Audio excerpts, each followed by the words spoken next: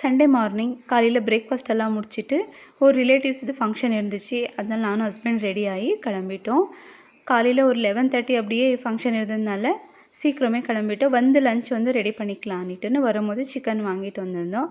அது சிக்கன் வந்து நான் குழம்பு மாதிரி செஞ்சுட்டேன். கூடவே வந்து ப்ளைன் கீ ரைஸ் மாதிரி தான் ரெடி பண்ணிட்டு இருந்தேன்.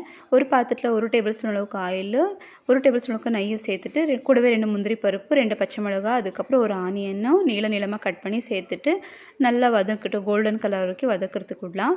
1 டம்ளர் அரிசி நான் பாஸ்மதி ரைஸ் செய்யுங்க. நான் 1/2 மணி நேரம் ஊற வச்சுக்கிறேன். இஞ்சி பூண்டு பேஸ்ட்டு, அதுக்கப்புறம் கூடவே 2 பச்சை மிளகும் கொத்தமல்லியும் சேர்த்துருந்தேன். அதுவும் அரைச்சிட்டு கூடவே சேர்த்துட்டு கொஞ்சம் 2 நிமிஷம் நம்ம ஆயிலில் ஃப்ரை பண்ணி எடுத்துட்டு கொஞ்சமாக புதினா, கொஞ்சமாக கரம் மசாலாவும் சேர்த்துட்டு ஒரு 2 நிமிஷம் வதக்கிட்டு அதுக்கப்புறம் 1 கிளாஸ் நம்ம அரிசிக்கு இங்கே நம்ம ரெகுலராக நம்ம 2 கிளாஸ் தண்ணி எடுப்போம். ஆனால் 1 1/2 கிளாஸ் தண்ணி போதும் பாஸ்மதி ரைஸுக்கு. நம்ம ஒரு 1/2 அன் ஹவர் ஊற வைக்கிறோம் இல்லையா, அப்போ சரியாயிடும். நல்லா உதிரியாக ரைஸ் வரும். நல்லா கொதித்த பிறகு அதுக்கப்புறம் அரிசி சேர்த்துக்கலாம். சேர்த்துட்டு உப்பெல்லாம் சரியாக இருக்கான்னு பார்த்துட்டு அதுக்கப்புறம் ஒரு விசில் அடித்து 1 இல்லை 2 விசில் அடிக்க வச்சுக்கலாம். நல்லா உதிரியாக நல்லாயிருக்கும் ரைஸ் வந்து. சிக்கன் குழம்பும் அதுக்கப்புறம் ப்ளைன் கீ ரைஸும் ரெடி ஆச்சு. இதை வச்சு பசங்களுக்கு லஞ்ச் கொடுத்துட்டு அதுக்கப்புறம் ரெஸ்ட் பண்ணியாச்சு. ஓகே, பாய். அடுத்த செட்டில் பார்க்கலாம்.